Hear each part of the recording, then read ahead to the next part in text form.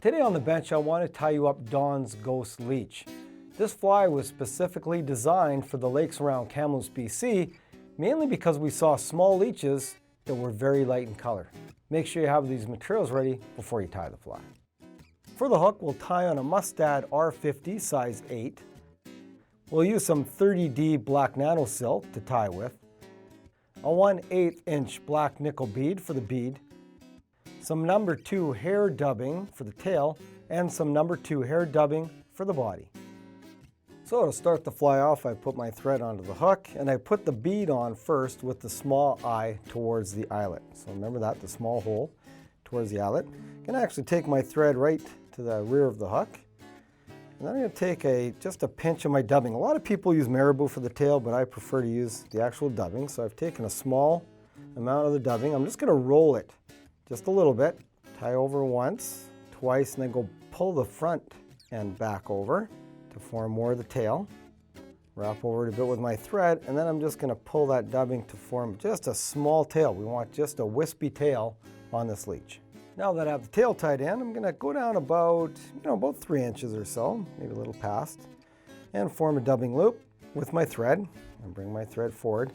And now when you dub into the loop, you want to make sure just small amounts of material. This is a problem people have, is they put too much material in that loop. So again, just want to keep building it up a little bit and keep putting material into the loop.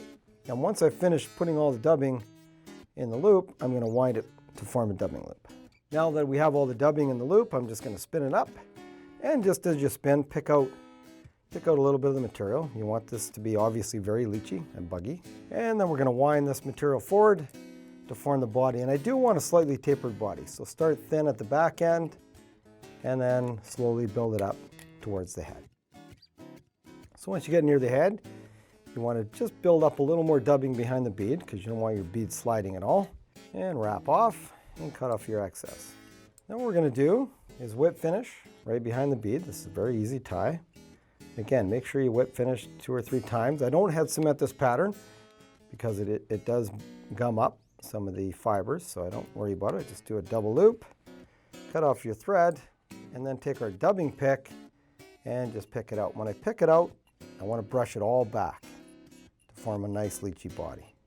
So there it is, Don's Ghost Leech. As you can see, it's a very simple pattern to tie and very effective in those lakes that have really light colored leeches. To watch all our latest Sport Fishing on the Fly episodes and to order Sport Fishing on the Fly merchandise, head to www.sfotf.ca. And if you would like to book an adventure like this one shown, head to ontheflyadventures.ca and book yourself the trip of a lifetime.